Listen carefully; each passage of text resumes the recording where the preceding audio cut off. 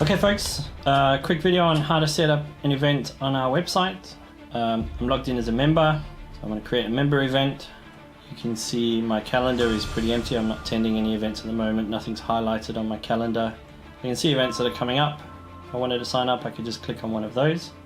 But to create an event, I simply highlight calendar and click new event. First thing it asks for is a title, so pop a title in. Then it asks me to select a category, so I can see, well, you know, there are different types. If you wanted to use those, you could, but we do have one specifically designed for members events, so that it highlights that it's a members event on the calendar.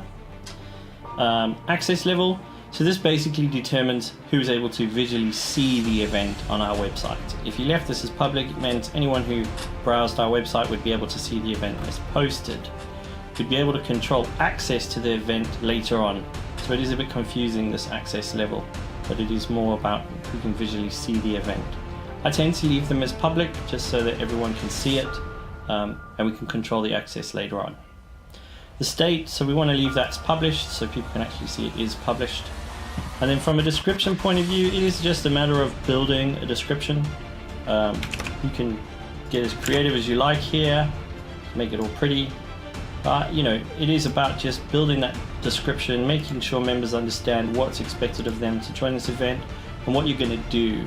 Give people a good description of how much fun they intend to have or going to have when they join your event. In terms of a location, so it is just a matter of selecting where you're going to be. So if you're going to be in Craglawn, you can write Craglawn. If you wanted to add a particular meeting point, you could. It doesn't really matter.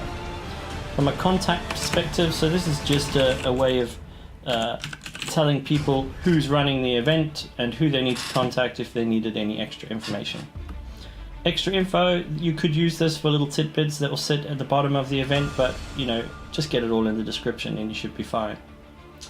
So under calendar, this obviously is selecting the date, so let's simply just pick the date that you want your event to run. So I'll pick a week from today.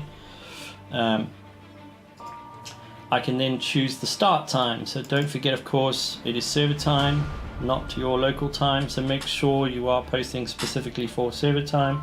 So in the case of this one, let's say we start at 8 PM. We'll make it a 2-hour event. So we'll finish for, say, 10 o'clock. And that's it. I then go to attendance options and I can see I'm allowing people to register.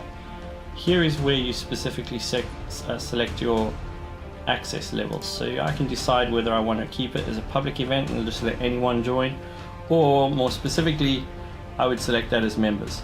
That will allow any member who is logged in to join the event. Otherwise they can see it but they can't join. Okay, event capacity, just leave that as 0 if you want it to be an unlimited event, or you can restrict it by putting a number in. Max size of the waiting list, just leave that as 0 as well.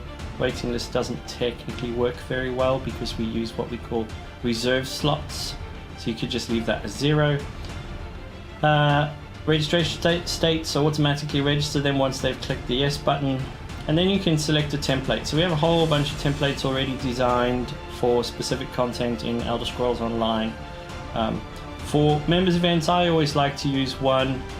It's kind of open, so 48-person mixed roles, so it simply just lets people specify what their role is and what they intend to do when they join the event. It's always a good one to choose. If it's a dungeon run, you know, pick a dungeon run that has 1 tank, 1 healer, 2 DPS, or if you're doing a raid or a PvP event, so you could just pick which one works for you.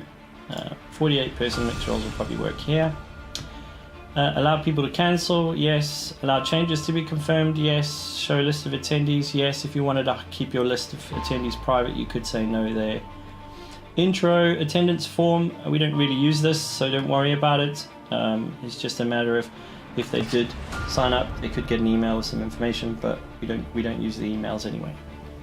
Start registration period, so this is from what point do you want people to be able to register for the event. I always just go a day behind today. That just means as soon as I've posted it, someone will be able to register straight away. Close registration period, so this is just simply asking you, well, when do you want people to no longer be able to register your event? So I would say selecting the start time of your event is probably a good choice. So just pick that as 8 PM on the day that you're starting to raid. And close cancellation period, so at what point you want people not to be able to cancel anymore.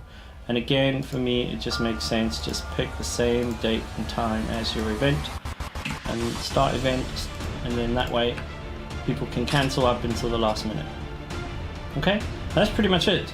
I'm set up, I'm ready to go, so I hit the save and close button and I should be able to see my event, which I can, good news. And I can select my role, put in my CP rank, whether I'm reserve or not, any notes I want, and just click submit to join. So now I'm signed up to my event, so if I just go to the home page, and I should be able to see that. So I'm now attending World Boss on the 1st, obviously that sits in September, so I can see it's now highlighted, and I can see my event on the calendar, and it's in the grey colour or the white colour, specifically indicating it's a member event. If I wanted to make any changes, as long as I'm logged in as the event creator, I should see a little edit button here, which is just a little pencil. It's quite small. Just hit the edit button. You can unpublish, edit the event. You can even copy the event if you want to. In this case, you just hit edit main event, and then you're able to go back and make any changes to your event that you originally made. And that's it.